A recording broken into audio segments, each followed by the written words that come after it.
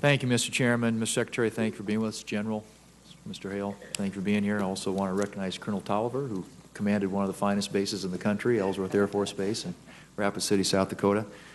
Mr. Secretary, I think you've touched on this once already, but I just want to maybe put a fine point on it. But you recommend in your budget that Congress enact 2 more BRAC rounds, and it seems like that a lot of that excess capacity among domestic bases could be filled by closing overseas bases, particularly in Europe, and bringing troops home from bases that back to bases in the continental U.S., and particularly given the fact that it seems that we've had a military presence in Europe for a long time, obviously, but it seems to make abundant good sense to get some of these folks home. So if you could just kind of elaborate on why you haven't recommended closing overseas bases in this budget, especially in parts of the world where it's perhaps no longer necessary to have that kind of a military footprint. Well, we have made recommendations with regards to reduced infrastructure abroad. It's an area where we have the authority to be able to make those reductions, and as I pointed out, we've closed about 140 bases abroad. We're going to close additional bases, particularly as a result of reducing the number of brigades in Europe from 4 down to 2.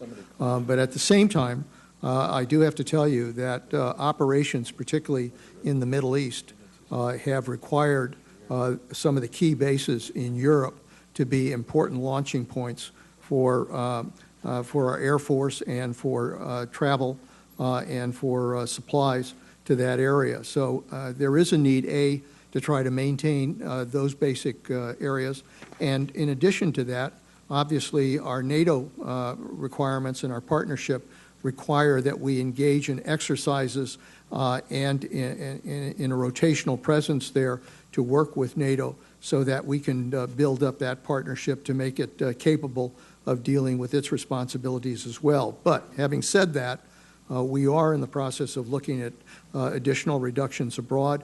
When it comes to the United States and the kind of infrastructure reductions that have to take place here, frankly, there's no other way to do it than through the BRAC process.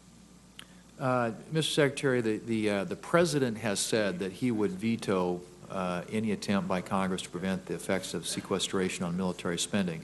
And I want to share with you some things that you said, for example, at the Munich Security Conference earlier this month, that you and the President, quote, are not paying attention to sequester. Sequester is crazy. You also said that you strongly urge Congress to be able to come forward and try to de-trigger that amount because, frankly, it's not the amount, it's also the way it would be done. The formula is built into the sequester. It would cut across the board, and as I said, it would certainly virtually devastate our national defense, end quote. Now, so essentially, I'm trying to figure out, because there are conflicting messages coming out. You're urging the Congress to do away with sequester. At the same time, the President has said that has threatened to veto legislation that would do away with it. So how do you sort of reconcile or square those? Senator, I think what the President stated was that if there were just an effort to de-trigger the defense part of sequester, that he would oppose that he thinks that sequester across the board, both on defense and non-defense, is severe enough that both areas ought to be addressed in trying to de-trigger sequester. There's a question, too, about whether or not if there were a sequester in the defense, how it would be applied. And Section 302 of the Budget Control Act speaks of sequestration and budget enforcement in terms of accounts, does not dictate that sequester cuts must be applied in equal percentages to each program, project, and activity, as you claimed in a letter November 14th to Senators McCain and Graham on the effects of sequestration. For example, you could choose to apply the amount to be sequestered from the Navy procurement account entirely to one activity within that account. So how would you approach this issue in terms of the flexibility? You're suggesting that this would be applied in a very indiscriminate way across the board. Let me ask our comptroller to. We're trying to work with OMB to understand. This is an arcane law. It goes back to the 1985 Budget Impoundment and Control Act.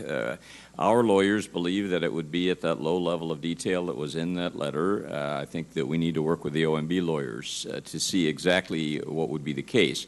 But make no mistake, I don't think anybody questions that at the account level, Army O&M, Navy shipbuilding, that would have to be equal in percentage terms. And I think that fits the MEDAC's description pretty well, if you have to do it every account by the same percent. So this is a bad idea. It's bad policy, and I really hope that the Congress will take the steps to de-trigger it.